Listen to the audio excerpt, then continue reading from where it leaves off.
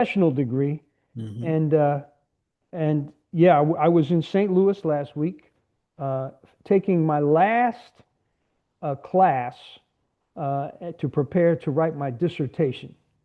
And so this year we'll be writing the dissertation. So pray for me, please, that I can, get on top of it. Is this um is so is your last year you're gonna write are there any exams? Do you have to take any exams? There will be a defense that I will have to give, hopefully a year from now, or a little less than a year from now, to defend my dissertation. But all through the year, I will be submitting things to them. They'll be kicking it back, saying you need to fix this and fix that, Right, right. and pray that my ego will not rebel, and that I will be humble to receive criticism. Because once I write something, baby, that's it. You should accept it as good. I You think know, one of the difficulties is that when you're writing your dissertation and you submit your dissertation and they say, I need you to work on that, I need you to work on this, and they send it back to you. Sometimes they don't send it back to you in a timely manner. Like you send it to them, you expect that maybe they're going to look at it and get back to you in 1 to 3 weeks, let's say. mm. But when they wait for a couple months to get back to you, and you're writing the chapter two or whatever you're doing, and then that comes in at the same time that you're writing chapter two, that's enough to make you want to pull whatever hair you have left out. So, so, so when did you start this dissertation? I didn't hear that Three on years ago. 3 years. So we've been had now six meetings, six 1 week meetings, and they were the cohort, the guys and one woman that have been in our cohort. It's just been wonderful, just a great fellowship, uh, exciting people doing great work in different cities around the country. They're all involved in some kind of ethnic or cross-cultural ministry. And I'm just grateful for all of them. I've learned a lot from them. Thankful for all the books we've read and all the professors who've spoken to us. Uh, Boy, there's so much to learn. At the end of it, I just realized there's still so much to learn. I've just tasted a little bit, and I hope it can be useful as long as the Lord gives me strength, um, to help me in my knowledge and understanding. My theme that I'm writing on is cross-cultural leaders and spiritual warfare. And Yike. so, uh, not that any of us have experienced any spiritual warfare in our cross-cultural ministry. Have Hmm. you, Pastor Bruce? Please. And that spiritual warfare comes in different ways. Some of it comes in the culture and the politics Hmm. of the context in which we serve. In other words, things don't happen by accident. There's a reason that the things are the way they. There's a reason that racism exists. There's a reason that poverty exists. There's a reason that sexuality has just gone crazy in our country. Hmm. There's a reason uh, for any these things that the Bible says are thoughts that have risen up against Christ. I Hmm. don't know if any of our listeners have thought of that, but all of these kinds of philosophical trends, generational trends, cultural trends are things that really are rising up against the authority of Jesus. Hmm. And if Jesus is Lord, then there ought to be justice. There ought to be mercy. There ought to be humility as we walk with God. There ought to be Hmm. love. But the devil, who is real, fights these things. He doesn't want that to be the way we live. What he wants is hatred and racism and oppression. What he wants is violence in the community. What he wants is a sex life that has no constraints, no boundaries, but in which we impregnate young girls and then we abandon them as men. Mhm. And we treat each other as people, as things to be used. And we don't raise children in solid homes. All of these things are part of the spiritual warfare that causes the destruction of our society. And then, as people like you and I, feel called of God to be a pastor or to work in the community, uh, not only do we face the forces of hatred against us, but inside of us. And now you maybe have never had any temptation. You don't know what I'm talking about. Mm. But inside of us is Mm. the temptation sometimes to be competitive, even with other men of God, to be jealous, to covet what they have, um, to be proud, to be arrogant, and to even fall to our own sexual lust. All of this is part of what I call spiritual warfare. Mhm. And so these are the things I'm going to be writing about. So you talk about spiritual warfare. I hear that. Do you do you have any practical solutions to what you're talking about? How can we defend ourselves against the powers of and the rulers in high places? Wow, that's a good question. And my answer is no, I have no solution except to throw up the white flag and say to the devil, I surrender. I surrender all. Thank God that is not the case. So, Um, so is your thesis going to be more solution it'll be focused? both. It'll be both. I got to talk about the problems, but Right. the great thing in 2 Corinthians 10, it says, the weapons of our warfare, they are not carnal, they're not fleshly, but they're mighty to the pulling down Mhm. of strongholds and takes captive every thought that raises itself up in pretension against Christ. Mhm. And so, I don't know if you heard that, but it says we have the ability by the grace of God to take captive every Mhm. thought. Mhm. And so that's victory. I Mhm. believe in the victory of Christ, that at the cross, he made an open show of the devil. He crushed the serpent's head so that the Bible can say, greater is he that is in us than he that is in the world. Mhm. Well, I sense a powerful thesis being prepared, and I hear a book coming out of you with this because not only do you want a degree as a result of writing this, but you also want to share the information that you're going to be giving to those reading your thesis. You want to share that information with all of us. So, do you know? Do they give you? Do they say you can only write so many pages? That's right. Do Now they say they? after Did you do the they dissertation, you can go write your book. define?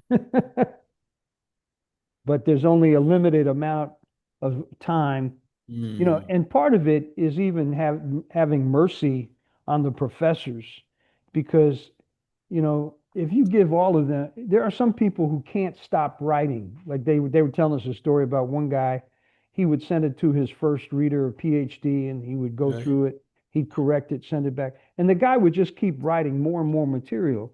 And his reader finally said, stop. He says, stop writing. You've written enough. Let's just work with Uh, what you got. And the guy wouldn't listen to him. He kept writing. And finally, the professor said, I'm done.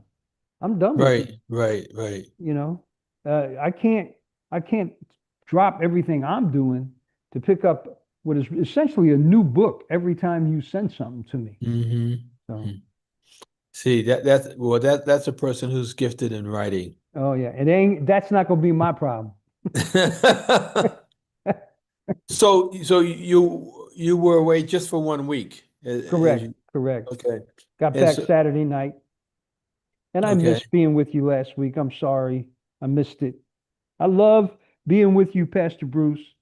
And I love talking about the things of the Lord with you. But how are you doing? How's the church doing? How's your body? How's your mind, your soul? Can we attach another hour? to this broadcast. I got some distressing news yesterday. There are one, two, three of us in the family, or four of us, and I got the news that my sister, who lives in Virginia, Mm. passed away early yesterday morning at about 2:45 a.m. in the morning. Um, I learned about it on Facebook. Oh my gosh. Yeah, learned about it on Facebook. So we won't go into the dynamics, but the dynamics of families, you see the worst of it. Funerals, the death of a family member, or a wedding Mm, when the mm. truth comes out. So we're dealing with that.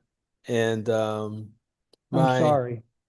I I'm sorry for appreciate your that. loss, brother. Appreciate So I'm just waiting to find out more details of what happened before I jump on an airplane. Yeah. But sometimes because you're a pastor, I'm not saying that my family feels this way, but because you're a pastor, sometimes when there's a crisis like this, people expect you to come with the answers or come Mm, with the solution, or you're going to make it all better. mm, And that's one thing I will not do to my family or anybody's family, that I'm gonna jump on a plane, fly down to Virginia, and solve everybody's interpersonal problems. I'd rather stay here and wait mm, until mm, I find out who's the leader, what mm, they're going to do. Do you need my help and assistance? mm. Rather than going, some family members go down like they're the people who are in charge, and they cause more problems than Sometimes had they that's true. stayed home. Yeah. Have you ever experienced Oh anything like yeah. that? Oh yeah. There's always somebody whose opinion is very strong, and sometimes that's the way people grieve. You know, That's they there. their grieving is manifested in Uh, trying to take control, right. because death is the one thing no one can control. Hmm. You know, something happened that somebody else made a decision and it wasn't you, and that's the Lord. He makes that decision. He Right, has right. holds the keys of life and death. And boy, but were you very close to your sister growing up?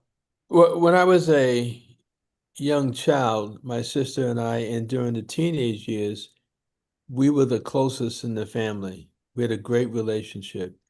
Hmm. Then, when my sister moved to Virginia and remained in Boston, the relationship further and Yeah, further yeah.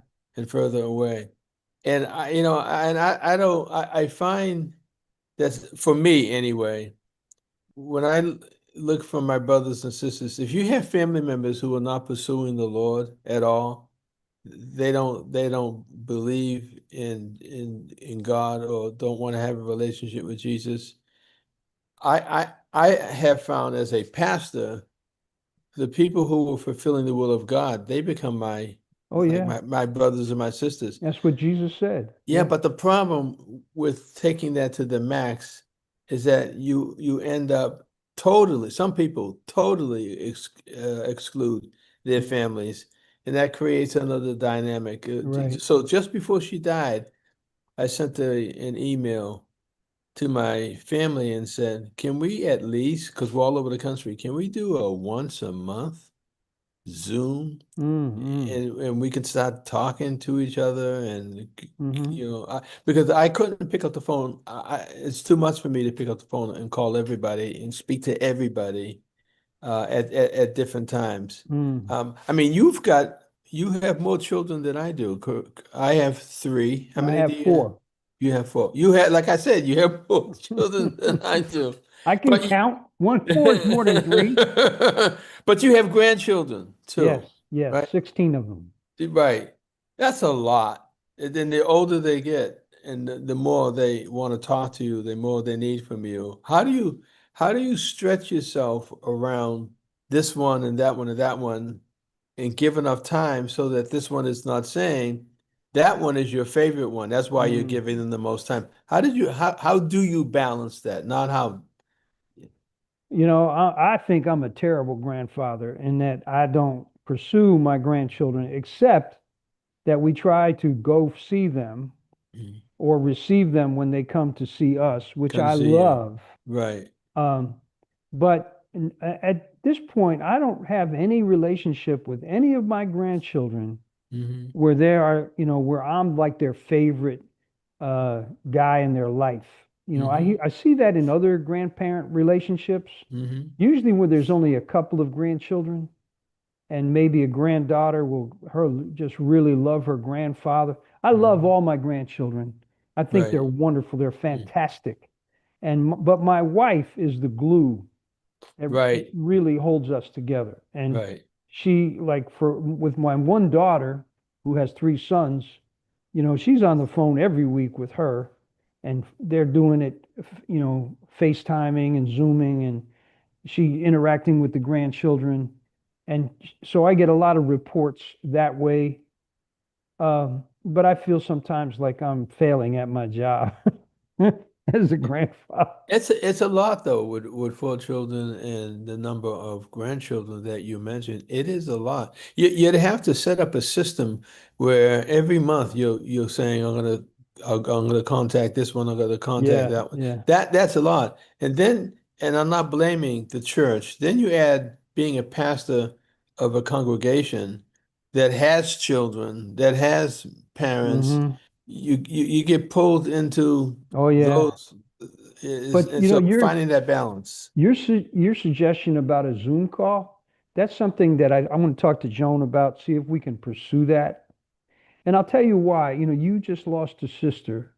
Hmm. This last week, when I was in St. Louis, I had supper with a friend, and he said, "Hey, I have uh, just been diagnosed with prostate cancer. It's stage 4. It's wildly aggressive, and I'm waiting on a scan to tell me if it has come outside of my prostate. If it's spreading, then that's another thing. If it's still in there, then they can go after it, and hopefully I can be cured." But it was very sobering news Yeah. for him and his family. And then just yesterday, I get a message that one of my dear friends, who's a pastor out in New Mexico, Hmm. on Sunday he was at a church in El Paso, and he had dropped his notes, and he bent over to get them, and it looked like he fainted, and he Yike. hit his head and fractured his skull. Mm. And they took him to the hospital, and his brain is bleeding, and they don't know if they can stop it. And so they said to the family, told the family to gather. And so his family's coming together. I have ministered with this brother from the mountaintops of Colorado at a camp. We have gone together in mission. We've slept on the beach on an island in Lake Victoria, Hmm. preaching the gospel. So he is a dear brother to me. But both of these men may be on their way to heaven. Mm. And so staying in close contact. I just wrote my kids an email, but I realized this: my kids don't even read their emails. Oh. You know, if I don't text them or call them directly, it's like I didn't I didn't even try. And so I'm waiting to see if any one of them has read this email. Well, and that's the two things. I have 19 different emails Oh my accounts. goodness. But I had that because years ago, when I sent out a press release or something, I could only do 500 at a time on one email in one day. So I had to Ah, get multiple emails so I can do 500 here, 500 here, 500 here. The problem is that they're all active. And whoa. so in order for me to find out what's there, I start deleting at sometimes at night, sometimes in the morning, I start deleting the last 5 days. That could take me a couple hours because that's the only way I can read my emails because Mm. it's the volume is just too much, too voluminous. A text for me That was a is, great is word, by the way. Can you say that again? I don't know where I got it from. I think I picked it up from you. But the text for me is better because it makes a noise and I know it's there. Mm, Let me talk to you about the Zoom meeting with my sisters. So I again have three sisters. I was all excited. We're going to have this Zoom meeting. We're going to rekindle these relationships. We're going to start communicating because we're all older and we're all mm, going through similar experiences. It'd be nice to mm. be able to share with them. And so I sent the text out, sent the email, sent the confirmations out. Only one sister showed up. Ah, ah, One of them just doesn't do that, and the other one had a hard day. So it was me and my older sister, who's 1 year older than I. Do you know I had a wonderful time with her? oh, that's great. We had a grand time. We didn't care that nobody else was on there because we just spent time, Mm, and it wasn't like what we're doing right now that's being recorded, that's mm. public. It was private, so we were Yes, able to say yes. things. And she sent me a text yesterday, and she said, when are we gonna have another Zoom meeting? Mm, And I need to do it quickly with those who are remaining. mm. But it was very powerful, very powerful. Well, so glad you did that. And may the Lord give you wisdom about going down to Virginia. Yeah. Hmm. So so you were at your church on yesterday, correct? Yeah, I went, we had a guest preacher. Oh, You know, we're at First Presbyterian, so we had a Baptist preacher on Sunday. uh-oh. And this brother, he made national news recently because he was pastor of a mega church in Alabama. Okay. And he suddenly resigned.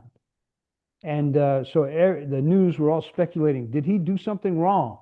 Yeah, that's the And first thing. the leadership of the church quickly said, no, no, he hasn't done anything wrong. This is basically a dispute between the leadership and him. And and he took the step of saying, okay, if my leaders don't like the direction I'm going. Now, what is interesting is under his leadership, the church just it really blew up. It just many people were coming to Christ. They were getting baptized. The church was growing. But evidently, some of the things he did, his leaders did not like. And so he Mm. stepped down. And our pastor and he are good friends from their days in South Carolina. So he invited him to come and preach. It was a fine sermon. And, but, you know, he's kind of struggling as to uh, what he's going to do next. You know, I'm sure he's gonna land in some church is going to pick him up very quickly. You know, Did he say what some of the difference of opinions was? Did he? no, he's been very closed-mouthed about that. Hmm. Um, you know, so I don't think he wants to bring any disparagement to his former church, and they have been careful not to disparage him. Hmm. So I'm that's probably as good as you can do it. You know, there's sometimes you know you have a group of deacons or elders, and they just do not like what you're doing, and they want you Yeah, to stop. And you, in conscience, say, "No, this is what God's called me to do." And so sometimes that happens, and it's yeah, unfortunate. You yeah, know, yeah. um, obviously, it just seems like in my opinion, it seems stupid that if you have a pastor and many people are coming to Christ and the church is growing, then you ought to get behind his leadership. You Hmm. know, Did you know this person prior to their coming to the I church? had never met him before. Joan and I met him on Sunday, and I was scheduled to preach on Sunday, Oh, and my pastor came to me and told me about this situation. And he said, "Would you be willing to give up your slot to let this brother preach?" And I said, "Sure, if that's what you want." And so when I met him, I didn't tell him that, but my wife walks up and says, "You bumped my husband from preaching." Thank you, Joan. Yeah. I And so, appreciate your honesty. and he turned to her and he said, "Your husband graciously did not tell me that." Well, we talk about leadership. One of the things that I had asked the elders in this process of getting ready to leave I said, I don't know whether I should institute anything new or just maintain the status quo until I leave. Hmm. And Karen said to me, "You're still the pastor." Bingo. She's absolutely right. So talk to me about that. Well, my last year when I was at New City, I Hmm. just felt really burdened to preach my heart out. Mm. And the Lord helped me. The Holy Spirit really, that was a tremendous year of preaching for me. Mm. And one of my uh, members came up and said, "You're making it really hard for the next guy." And I said, "Yeah, I intend to. I, I intend to make it hard by giving everything I have for the Lord and for this church until the day I step down."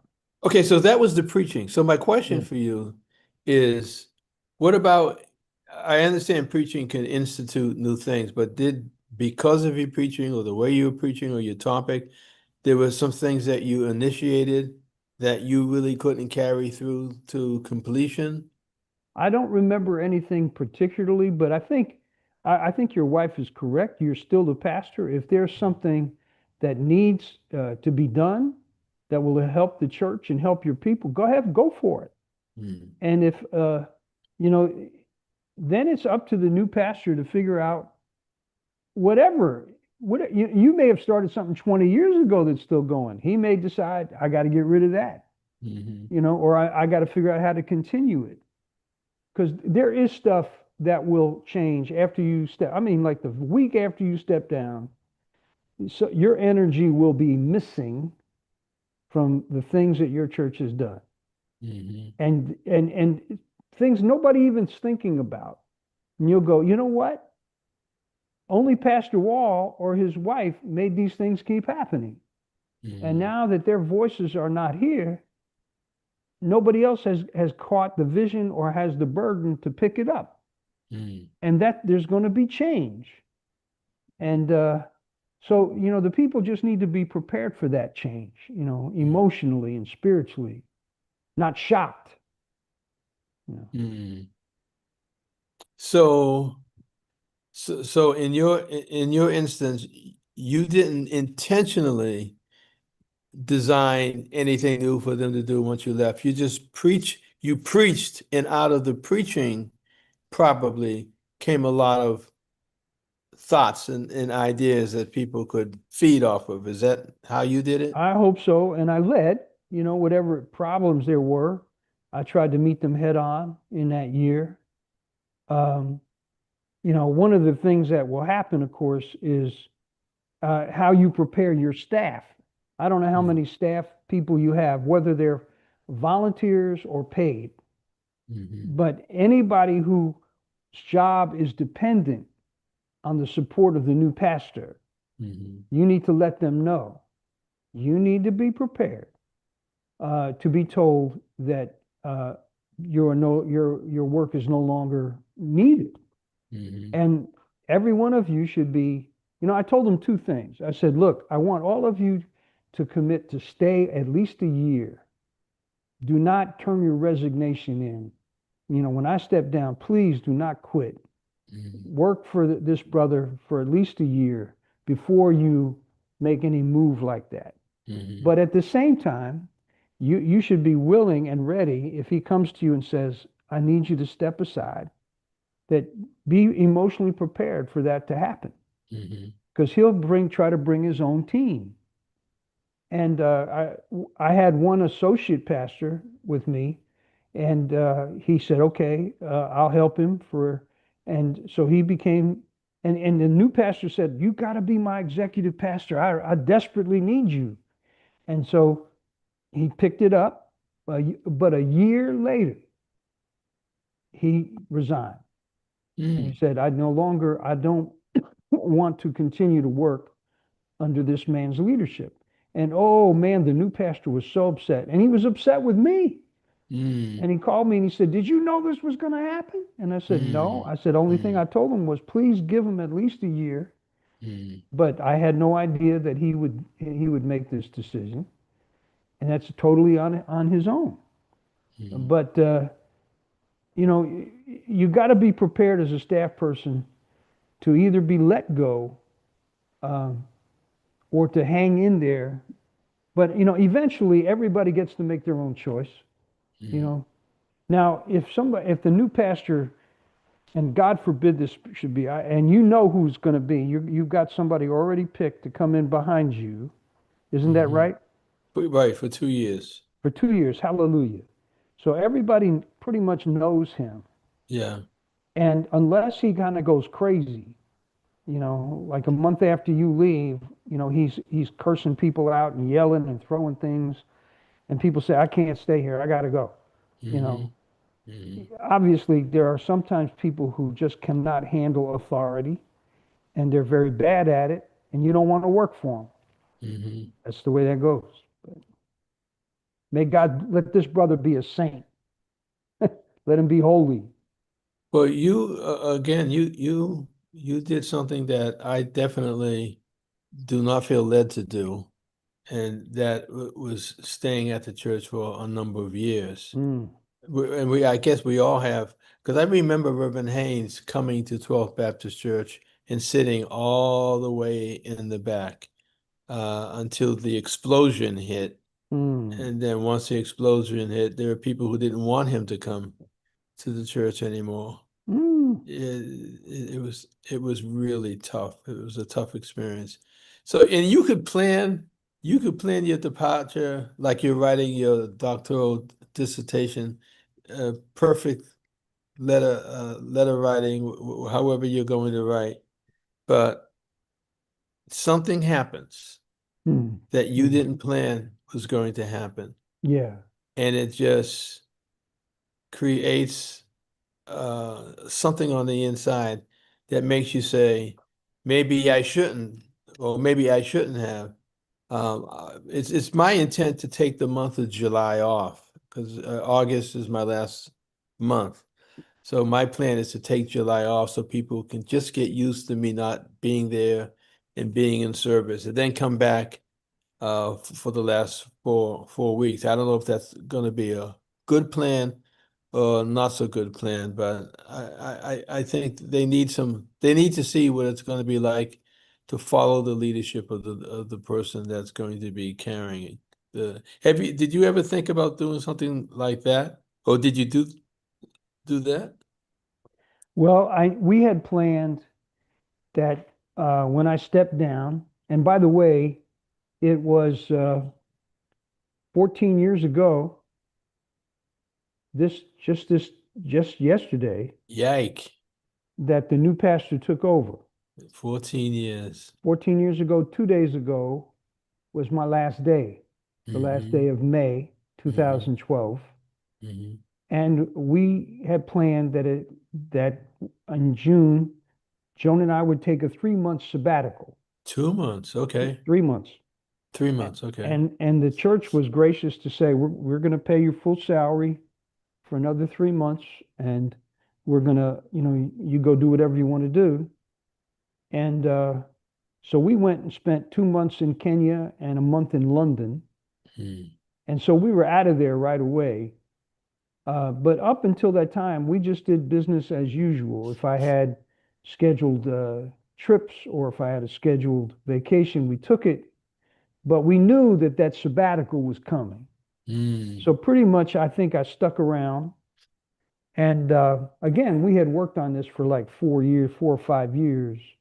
So this was not a surprise to anybody. Hmm. And what's interesting, I've talked to people, and I've been told by people, there are people still mad at you. And I said, mad at me? They said, yeah, they're mad at you for leaving. You interrupt their world. Yeah, yeah, very much so. Yeah. And a church is like a tight-knit family in many ways. And the longer you've been there, the tighter it is. Mm. Everybody's, to many people, you are Sunday morning. Mm. To many people, you are an institution, you are stability. Mm. And for a lot of people who have no stability in their lives, they need you. They Mm. need to trust, okay, I know Pastor Wall's going to be there. I know what he's going to say. It may be something I don't want to hear, Mm. but he is going to come out of his conscience and his heart from the scriptures, and he's going to tell me what he thinks the Lord wants me, what wants him to say, and I need that, you know. And there are people who look to all of the pastors are looked to that way, and Mm. if they feel that you're going to abandon them, they can be upset about, you know. And there's nothing I can do about that, you know, because I told him, look, I can step down or I can die, but Right, right, right, I'm not gonna be here forever. right. I said, I am not going to be here when I'm 80. I'm already going through some medical related concerns. I Yeah, can't, I shouldn't do this to you, and I shouldn't do this to yeah, myself or my yeah. family. And you lost your mental stability years ago, so I don't.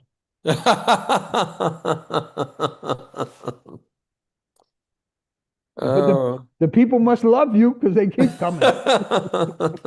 One lady sent me a note, and she said to me about my sister, what can we do? What can we do to help as a church?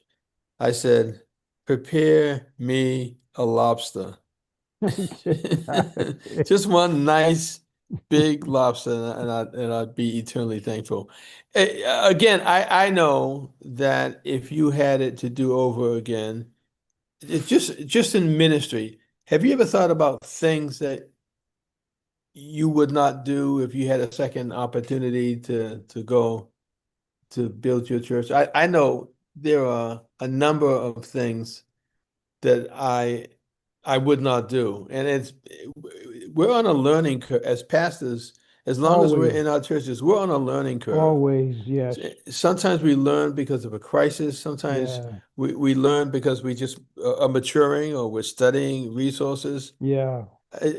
None of us, no one that I know of comes to a church, into a pastorate with every question answered with perfection. And if there's a problem, it's the problem of the congregation because I planned this and I worked it out. And I could tell you some of the problems were created by me Oh, because I just didn't know.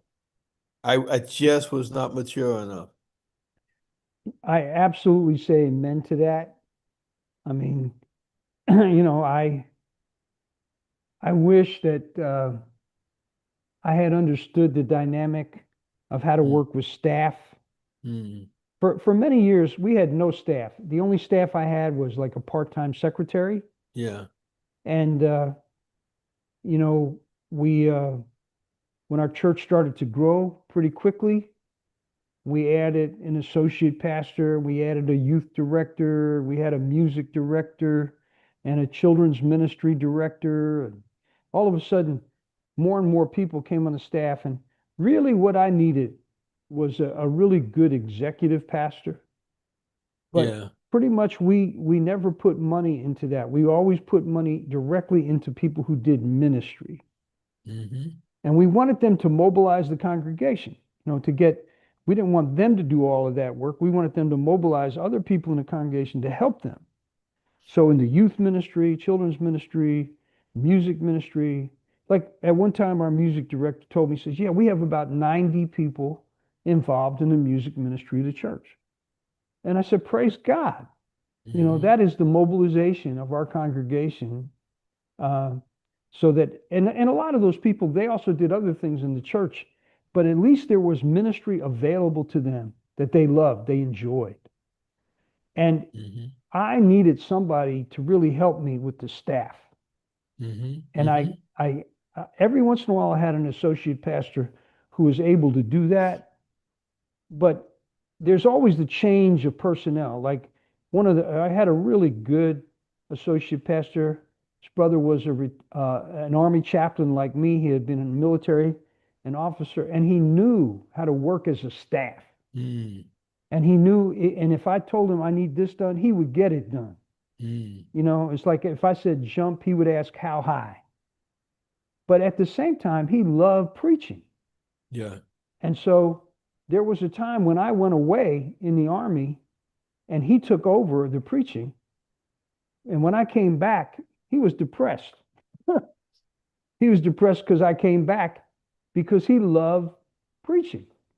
And now that I was back, Uh, he was going to have to go back to the role of being kind of a church administrator. mhm. And I could see it in him. I could just see I took the wind out of his sails just because I was home. And I started praying about it. And lo and behold, very quickly, the Lord opened up another place for him and where he was really needed. And so he went down to Atlanta to take over a church and was there for 10 years and, was able to fill the preaching role every Sunday. And that just blessed his life, you Mm. know. So I know that you gotta, I was not prepared, I don't think, as well as I could. Maybe I should have taken a class and say, okay, how is it different from being a pastor when you only got a secretary or nobody to being a Mhm. pastor of having 20 people working under you, Mhm. and you got to, you get dependent on some and then they leave. How do you handle that fluidity? And Mhm. so that's something I wish I had learned. Uh, Well, you definitely have learned it, and you could share that with other pastors that you might talk to from, and I'm sure when you were in your prior position than this one, didn't you share some of that information that you learned with all those other pastors that you were engaging? well, some of the things I've only learned retrospectively. Hmm. As I was years later and I look back and go, oh man, I could have done that better. Mm. The church would have been more blessed. And I will tell you, if it had not been for some of the elders in our church who were administratively gifted, Hmm. I would have failed as a pastor. They Hmm. they took care of me. They protected. Every pastor needs senior leadership around him that will protect him. Are you saying that you're not a planner or you're not an organizer or you're not an administrative type? Is that what you're saying? That's exactly what I'm saying. So, I'm a leader, mhm. but I don't care about details. Right, okay. You're like the visionary and the manager. I tend to be a visionary. I need a manager to manage all these visions because I don't have time. I need someone to stay with me with a Yes, pen and a piece of paper and there start you writing go. down what they're seeing There you go. because I'm moving forward. I'm Yeah, going forward. yeah. But the managers are frustrated with having visionaries as leaders because they're trying to manage this, they're trying to manage the financing. How are we going to pay for this new vision? You know, one of the Yeah. things that's draining, there are two things draining this church financially. One is the radio station, because a lot of people have left broadcasting radio and they have gone to social media because there's in many of those social media spots, there's no cost. You don't Mm. have to pay a price. Yeah, You just yeah. have to follow their rules. So a lot of the people who paid to broadcast emptied the radio stations, and so for radio stations to survive, and not all of them are surviving, a lot of failing or being sold, they took one radio station, identified five other radio stations, and said, let's collaborate. Let's come and pull our resources together so that we can stay afloat. So I've lost a lot of broadcasters. You can now see them on Facebook and all those other social Mm. medias. But the church now has picked up on the finances. For example, we have an antenna at another site, and that antenna is costing us close to $700 a month. We have to provide the electricity, we have to provide the internet, and plus all that we have here at the station. And the church now has to write a check for all of that once a month. Mm. That's just draining. And we have a church parsonage where we used to house the pastor Mm-hmm. or Christian workers, and it needs a serious upgrade, and we haven't had anybody in it in over a year. Mm. So the church now is paying for all of those resources. So I don't know what I would have done differently, Mm. Maybe I wouldn't have gone into FM radio. Maybe I would have just stayed with the internet radio and not have had such a financial hole in the church.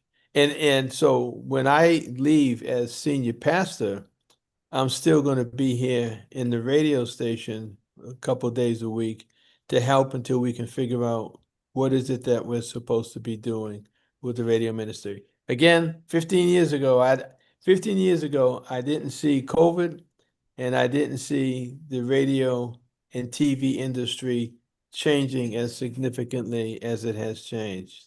Does that make sense what I'm saying? Absolutely. And who could blame you? I mean, nobody foresaw COVID. Yeah. And well, a few of us were looking ahead to a possible pandemic. I know I was in our church, but Mm. that related years ago to the bird possibility of the bird flu. And so we were thinking of what would we do as a church if that happened. Wow. So we had some thinking about it before it came. And Mm. I wasn't the only one. I mean, National Institutes of Health, they've always been thinking of this. But you can't, you only the Lord knows all these things about weather, about economic downturns, Mm. Mm-hmm. about changes in technology. I mean, Mm-hmm. who could have foreseen this, right? Right, In right. 2000, and a whole generation, uh, generation, this generation Z they have been deeply affected by smartphones. Mm-hmm. It has changed them. And so Mm-hmm. they're more connected to their phone than they are to people. Mm-hmm. And if you took their phone away from them, they would go into deep anxiety. Like we just sent a mission team out to a Native American reservation, and the first thing they did was collect their cell phones.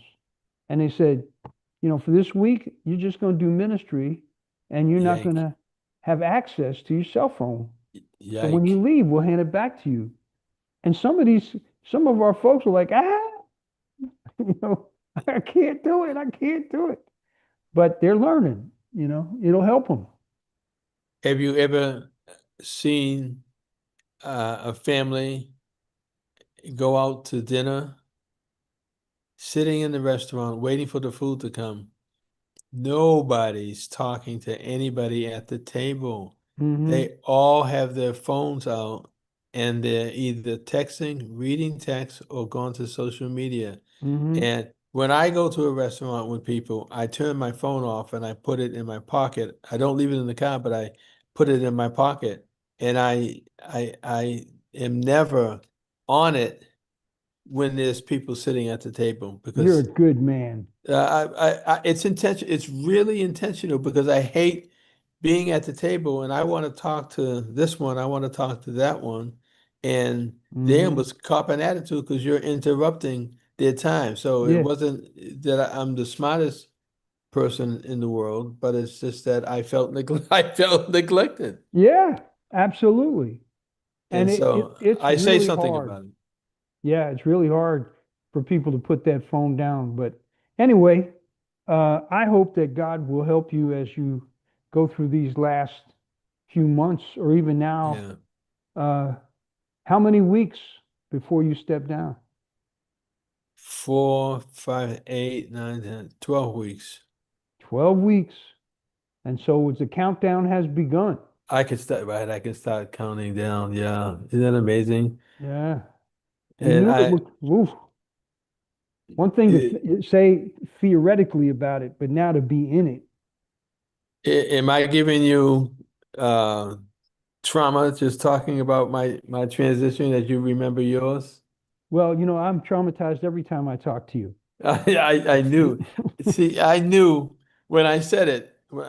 The first three words. I didn't know all that I was going to say, but I knew I was like the first three words. I was like opening myself, and Oh my goodness. sometimes I Yeah. need to stay closed during our Yeah. conversations. You But should learn this. After all these times we've been together, you should say, I do not want to give him an opening. He will attack me. we had a funeral here in Boston last week. There were two funerals. Reverend Haynes's brother Oh. passed away, Mm. and also a minister in the city passed away. I didn't go to either services because of medical related concerns, but they told me at this service where the pastor service, they had 200 pastors show up. Wow. I've never seen that in all of 200 pastors Mm, mm, showed mm, up for this one pastor, mm, and they had a powerful time. And the pastor who passed away used to be one of the pastors in the church where he was buried from. And the pastor who is there now and the pastor who's deceased had a bad relationship, a oh. troubling relationship. And the pastor talked about it during the funeral. I said, Mm, he did what? And yeah. And he talked about reconciling how God reconciled both of them, which mm, which which was a good lesson when you mm. have 200 pastors sitting in front of you. Yeah, Because from time to time, we're all going to have somebody on our team or yeah, on our staff who is a problem, and we need, in some of those instances, not all, but in some, we need to learn how to reconcile. yeah. And that's part of awaiting the day of judgment and on the Mm, day of our death, the mm, day, in other words, we need to make the best use of our time while we have it. mm. If you have a relative that you are cut off from, you need to pursue reconciliation. Or if Yes. there's a relationship in the church, and as much as it depends on you, the Bible says, live at peace with all men. Mhm. And, so may God grant it not be our stubbornness, let it not be our fault Mm, that we have distance between us. That mm. we would, if we need to confess and ask for forgiveness, do it. You know, don't let the shame of a hard heart be yours on the day of your death, where people said, he had a chance to make it right, he just wouldn't do it. God forbid that that should be us. Well, there are two things. One, I just forgot. I've been working for a couple years to rewrite my will. And I had it professionally done, but we never finished it. And I went a whole year trying to figure out how to contact the person and get them back. I finally connected with them. They put together a new will that like I've never seen before. Mm, And I'm trying to get, and that's a discussion that we need to have live on the air. I'm trying to get, I'm trying to get ready for my time. mm, I don't want to leave my family with anything that's undone. And I've been trying to get the family, two of the members of my family, to read the will so they understand it and make sure that I've got the right things done. I can't get them to read the will. mm, mm. What is that people not wanting to read it because it does something to them, Yeah, I'd say that's or pretty they're just normal. lazy? You know, they don't want to be thinking about it, and it's a hard thing. I know you need help, and I know you'd like their input, but it's something that psychologically and emotionally, I'm sure they'd like to stay away from. Hmm. Well, it's important because if it's not done and not done correctly, Right. there will be more pain in the family Yeah. And I than want to know, did you delay getting this will finished because of our relationship, that you wanted to make sure I was included, where previously you had not even mentioned me in the will? I mean, Pastor Randy who? Randy who? No, no, I don't know. But you know, my last thought, we gotta go.